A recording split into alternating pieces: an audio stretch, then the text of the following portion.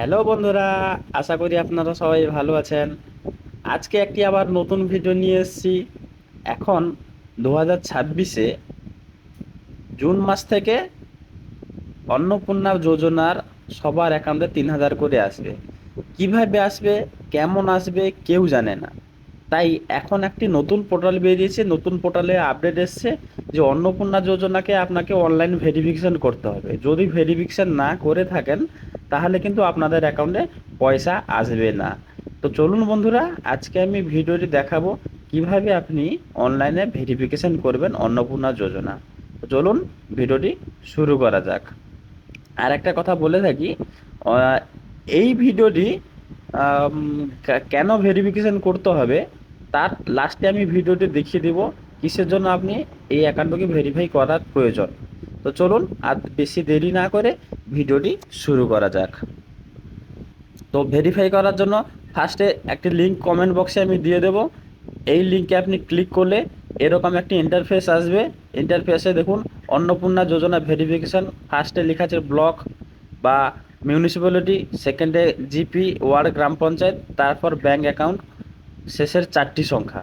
দেখুন ব্লকটি আমি সিলেক্ট করে নেব। ব্লক সিলেক্ট করার পর জিপি সিলেক্ট করব। জিপি সিলেক্ট করলাম, তারপর ব্যাঙ্ক অ্যাকাউন্টের লাস্টে 4 ডিজিটের অপশনটা আমি দেবো, দিলাম।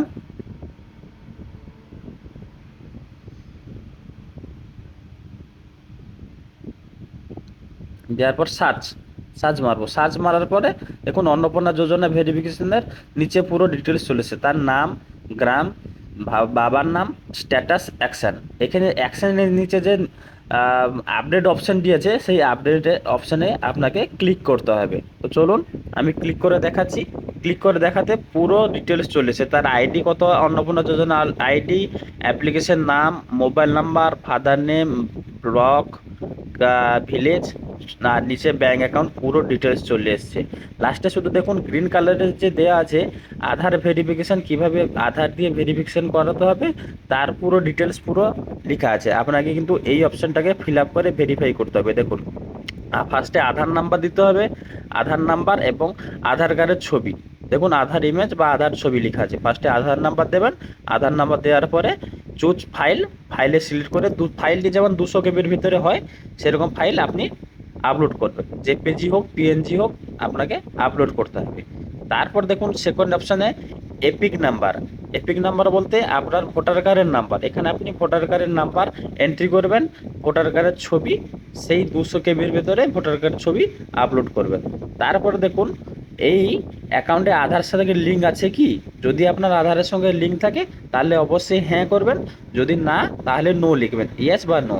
তারপর লাস্টের অপশন দেখুন আপনি কি পূর্ব এশিয়াতে ট্রাইব্যুনালের আবেদন করেছেন।